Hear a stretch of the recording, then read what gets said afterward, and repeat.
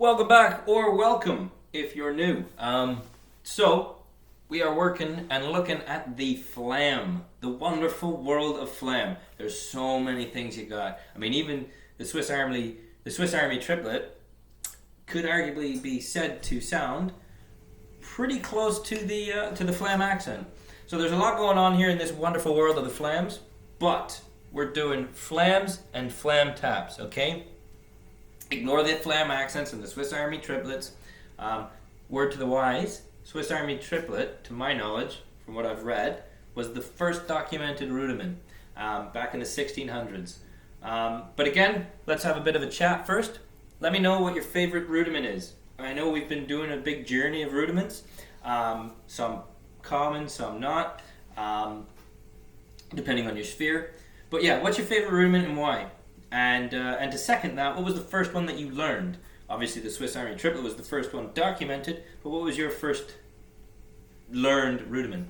Throw it down below, and we'll get going. We'll get into this Flam world. So, Flam is just one note, really followed by another note, a little bit louder. So you've got a ghost and an accent, and you could have a bit of a debate here, depending on how nerdy you are and what circles you travel in. To suggest a ghost in an accent, you could be ghost noting at what would be considered the height of an accent, and then just make a little bit of a louder accent.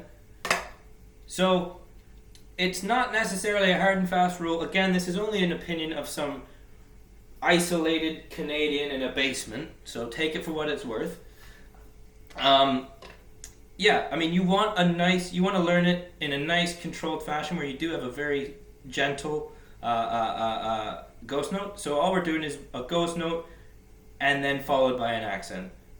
So it kind of sounds like what it is. It's onomatopoeia, I think, if I'm not mistaken. This isn't an English lesson, though. This is a drum lesson. So, hold back. But if you want to be rude, I can take it. So,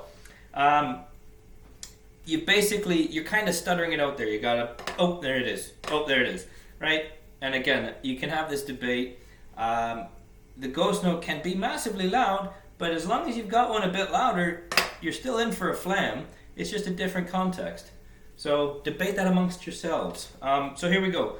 It does alternate. So as soon as you get down, pop this guy up, because he's going to get ready to accent that next one. So it's a bit of an odd motion to get used to, but we'll go slow, and we're coming down right hand, and you want to stop this dead in the water, not into the skin, but the accent comes down and it lives about an inch off the thing. That's going to be one of the hardest things of this entire rudiment, to be honest, is killing that momentum right at the top there, about an inch off, and popping this guy at the same time. So just practice that right now. So we're just exaggerating it, but rightfully so. So it's right hand accent, pops that left up. Much like if you've been on a trampoline, if you're on there and you're about to jump and then your buddy comes in and it pops you right up, he's down there now, or she is, because many people can have many different friends, and then you're now up top and they're down low. So think about it when you jump on a trampoline. If you get just down before your buddy, it's going to expand, it's going to throw you higher up. I don't know why that analogy was used, but there we are. So here. And we swap it, right? So accent down, right hand, pops the left up, ready, back. Right? So let's just work on that. Just pause the video now, actually. Screw going forward. Just work on that. Okay, welcome back from pausing. Here we go. We're going to go at a nice, consistent tempo.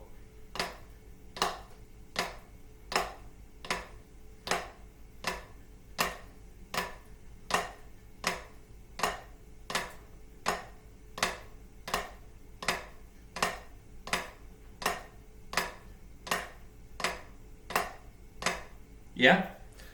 Now, once you've done that, you pause. Stop now. All right, welcome back. So, we're gonna now get into the Flam Tap. Okay, so all that is you've set yourself up, your right hand accent comes down, he's stopped in the water, you're about an inch off, and that's why this is so important to stop it there, because when you want to follow up with any traditional Flam or the tap, you want that guy to be the grace, but this has put you in a most advantageous position to to get that cheeky little tap in there. So we're going down, tap, yeah? And it stays there so you can still follow up with the left hand and alternate and tap. So really slowly, I'm going to do a few, pause it, work on it.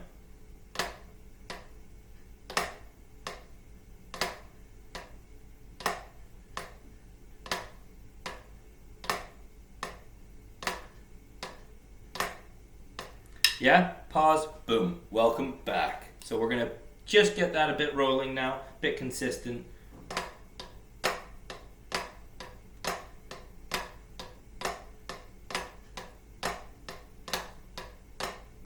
Again, always be practicing with the metronome, please.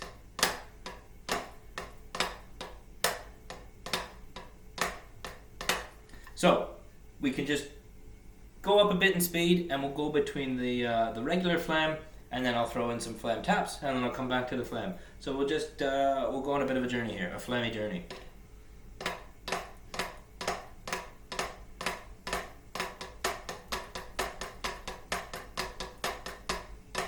Look at that. That was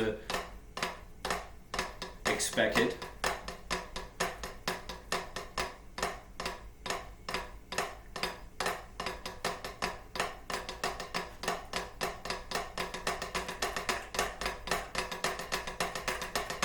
There we go. So we obviously got a bit excited. We saw the coast in a distance, and we realized that all this virus is gone, and we were really excited to get to the beach and have an ice cream, and even though it's snowing in Canada. There we go. One final tip. You can adjust the gap of your flam. So you don't have to be barely able to fit a slice of paper in there. You can drive a car in the gap.